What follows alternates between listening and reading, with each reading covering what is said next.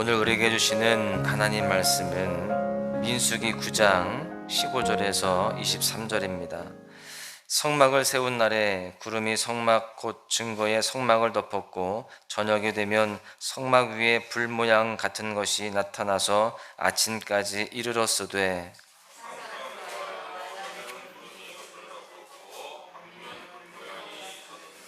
구름이 성막에서 떠오르는 때에는 이스라엘 자손이 곧 행진하였고 구름이 머무는 곳에 이스라엘 자손이 진을 쳤으니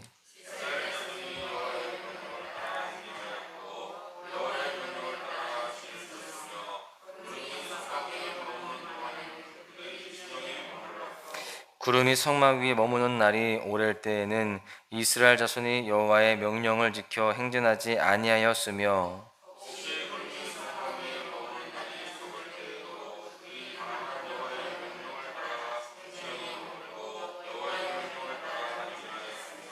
혹시 구름이 저녁부터 아침까지 있다가 아침에 그 구름이 떠오를 때에는 그들이 행진하였고 구름이 밤낮 있다가 떠오르면 곧 행진하였으며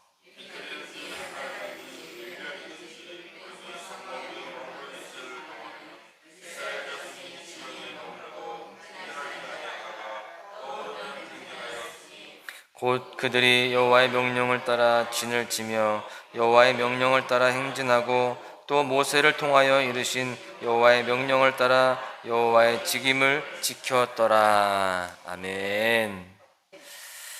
축구를 보다 보면 골을 넣어서 너무 기분이 좋다가 맥이 확 빠지는 경우가 있습니다. 언제냐면요, 오프사이드라는 상황입니다. 축구에서 오프사이드라고 하는 반칙이 있는데요, 이것은 공보다 사람이 먼저 상대편에 들어가서 패스를 받아가지고 골을 넣는 경우를 이야기합니다. 이럴 경우에 축구 규칙에서는요, 반칙으로 이렇게 인정이 되면서 골로 그렇게 인정을 받지 못하게 됩니다. 그럴 때는 너무나도 아쉽고 또 아깝지만 그 심판의 휘슬에 따라서 다시 경기를 재개해야 되는 것입니다. 또 중요한 축구 경기를 하다가 우리가 먼저 한 골을 먹게 되면은요, 보는 사람도 그렇고 또 경기하는 선수들도 그렇고 마음이 조급해지게 됩니다. 시간이 얼마 남지 않았는데 골을 먹었어요. 그러면 마음 같아서는요, 그 상대편 골대 앞에서 바로 경기를 시작하고 싶어요. 그런데 그렇게 할 수 없습니다. 아무리 시간이 없어도요, 다시 중간에 와가지고 거기서부터 다시 시작을 해야만 되는 것입니다. 여러분, 이러한 것이 경기의 규칙이기 때문에 어길 수가 없습니다. 오늘 본문에 나타난 이스라엘 백성들도 동일한 모습을 발견할 수 있는데요, 구름이 성막에서 떠오를 때에는 이스라엘 자손이 곧 행진을 하였고요, 구름이 머무는 곳에 이스라엘 자손이 진을 쳤습니다. 이것이 하나님께서 명령하신 규칙이었어요. 내가 아무리 가고 싶어도 구름이 머물러 있으면 갈 수 없었고요, 더 쉬고 싶어도 구름이 성막에서 떠올라서 움직이면 가야만 되었습니다. 성경에서 나타나는 구름은 하나님의 임재를 상징하는 표현으로 자주 등장을 합니다. 시내산에서도요, 모세에게 나타나실 때에 구름 가운데 하나님이 나타나셨습니다. 또한 홍수로 심판하시고 노아에게 무지개 언약을 하셨을 때에도요, 구름 속에 무지개를 두셨습니다. 이렇게 구름은 언약을 상징하고 있는데요, 이 구름이 이스라엘 백성들 앞에 있었고 그들을 이끄는 역할을 하였다라는 것입니다. 하나님께서는 이스라엘 백성들과 이렇게 함께 늘 동행하셨습니다.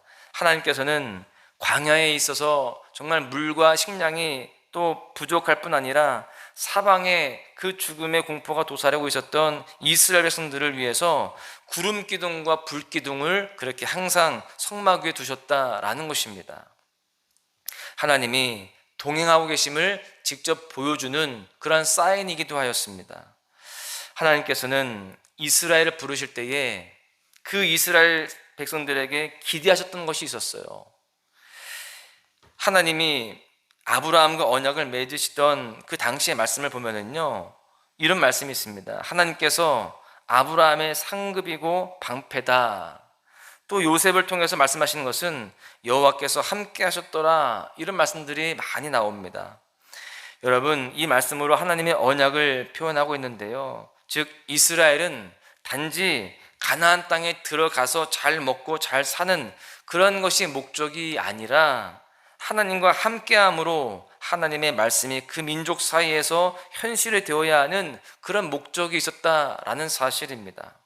결국 믿음은요, 하나님과 동행하는 그런 삶의 걸음을 걸어가는 것, 그것이 바로 믿음임을 우리가 여기서 깨달을 수 있는 것입니다. 때때로 우리가 믿음의 길을 걸어갈 때 대로와 같은 길이 아니라 구불구불한 길일 때도 있습니다. 그런데 우리가 두려워하지 말아야 할 것은 하나님께서 함께 해주시기 때문에 그래요. 이스라엘 백성들은 지금 광야를 걸어가고 있습니다. 많은 위험이 도사리고 있고 하나님이 먹여주시지 않으면 먹을 것도 없습니다. 그런데 하나님께서 함께 하시기에 그 광야가 하나님의 나라가 될 수 있는 것처럼 우리 인생에서도 때때로 구불구불한 길을 만나게 되어지고 또 광야와 같은 그런 메마른 상황들이 있을 수 있지만 하나님이 동행하시면 그곳이 바로 하늘나라가 되어지고요, 또 그것이 바로 우리에게 은혜를 부어주시는 은혜의 시간들이 될 수 있다라는 것을 우리는 잊으면 안 되는 것입니다. 여러분, 우리 그리스도인의 삶은 하나님과 함께하는 삶이어야 합니다. 그렇기 때문에 우리는 하나님의 말씀에 순종하는 자세가 있어야 돼요. 어떠한 상황 속에서도 우리는 순종하는 자세를 잊으면 안 된다라는 것입니다. 당시 이스라엘 백성들은 구름이 성막에서 떠오르는 것과 성막 위에 머무는 것을 하나님의 명령, 하나님의 규칙으로 여기고 늘 그 명령대로 행진하기도 하고 멈추기도 하였습니다. 하나님께서 백성들에게 요구하시는 것은 구름이 떠오르면 행진하고 구름이 멈추면 그곳에 머무는 순종의 자세였다라는 것입니다.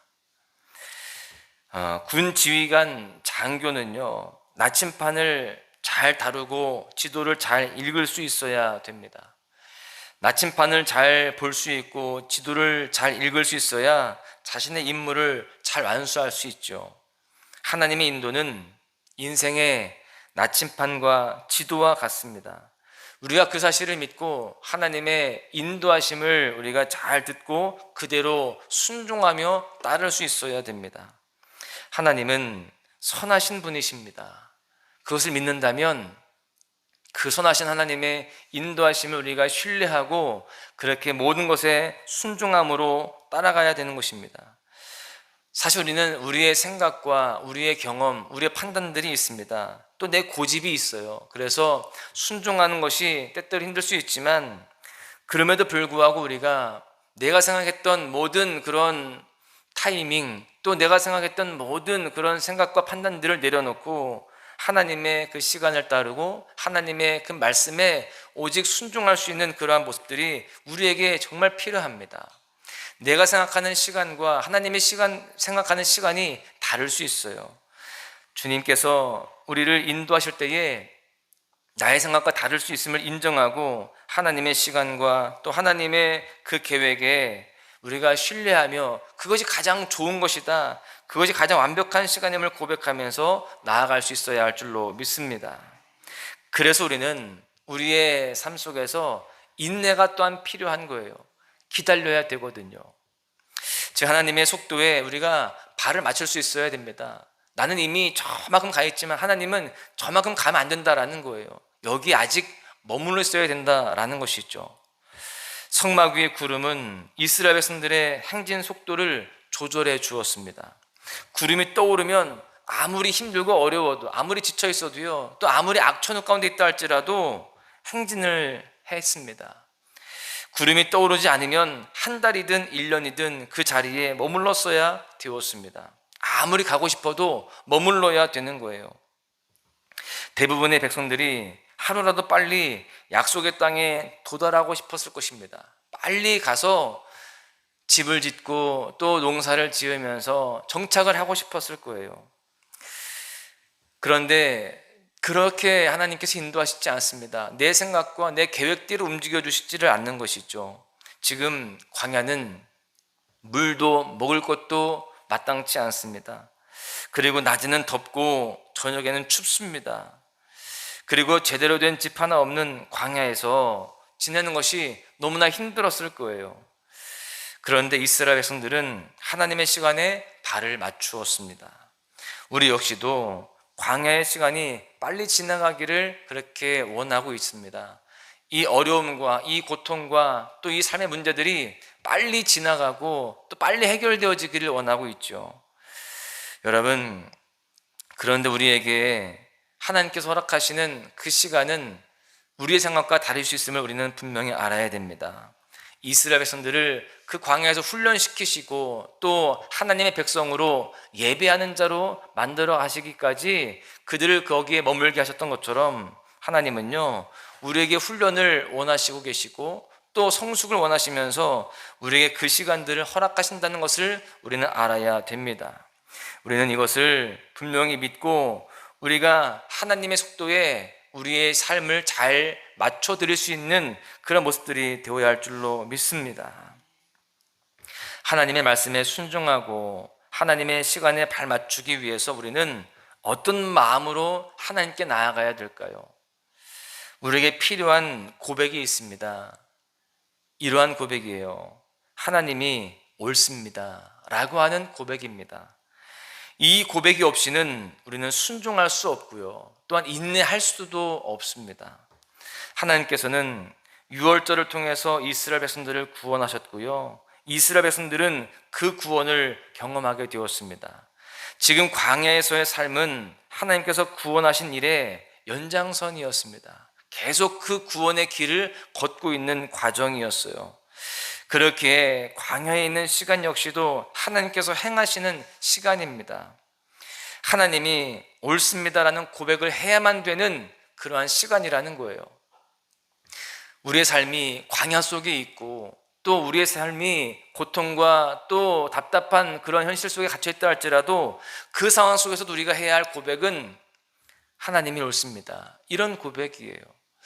아니, 언제까지 이렇게 나를 힘들게 하시는 겁니까? 이게 정말 맞기는 하는 겁니까? 이 길이 제대로 가는 길입니까? 이런 의심이기보다는 하나님이 항상 언제나 옳습니다. 그 주님의 뜻을 내가 따르겠습니다. 순종하겠습니다. 더 인내하며 기다리겠습니다. 그러한 모습들이 우리 마음 가운데, 삶의 모습 가운데 있어야 되는 것입니다. 그렇게 하나님이 옳습니다라는 고백을 가지고 살아갈 때에 우리는 하나님의 시간에 그렇게 잘 맞춰서 갈 수 있게 되는 것입니다. 여러분, 우리는 나의 생각이 아니라 또 나의 경험과 내 판단이 아니라 어떤 나의 욕구가 아니라 하나님이 옳다라는 고백으로 하나님과 동행하는 삶이 되어야 할 줄로 믿습니다. 하나님이 가라 하시면 가고 멈추라 하시면 아무리 답답해도 멈춰서 그렇게 머물러 서서 하나님의 뜻을 기다릴 수 있는 그런 모습으로 살아가시기를 바랍니다. 그러한 삶이 가장 안전한 삶이고요, 결국 가장 복된 삶이 되어지는 것이고 합력해서 선을 이루는 그러한 은혜가 우리 가운데 있게 되는 줄로 믿습니다. 바라기는 오늘 하루를 살아갈 때에도 또 앞으로의 평생의 삶을 살아갈 때에도 이러한 모습으로 살아가시기를 간절히 축복합니다. 하나님 우리와 동행하십니다. 그래서 우리는 그 하나님 앞에 순종하며 나아가야 할 줄로 믿습니다. 하나님의 시간에 맞추는 삶, 인내하는 삶을 살아가야 할 줄로 믿습니다. 그러기까지 우리 마음의 그런 고백은 하나님이 언제나 옳습니다 라는 고백으로 살아가야 할 줄로 믿습니다. 그러한 삶 가운데에 합력하여서 선을 이루시고 승리케 하시는 주님의 은혜를 경험하시기를 주님의 이름으로 간절히 축원합니다. 승리가 무엇인 줄 아는가? 승리가 무엇인 줄 아는가? 더 좋고 편한 가능성의 유혹을 절연히 잘라버리고 오직 주님만 따라가는 것 바로 승리라네.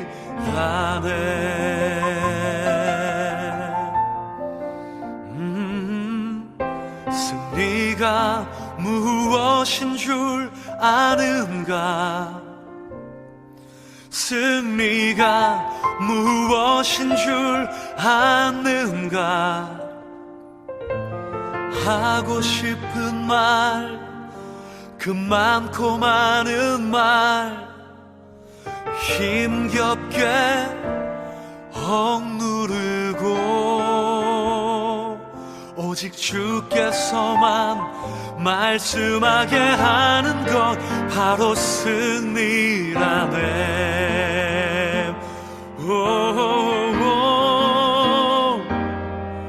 결과가 어떠해도 주님만 빛나시고 주님 평안 내 안에 있으면 그것이 바로 승리라.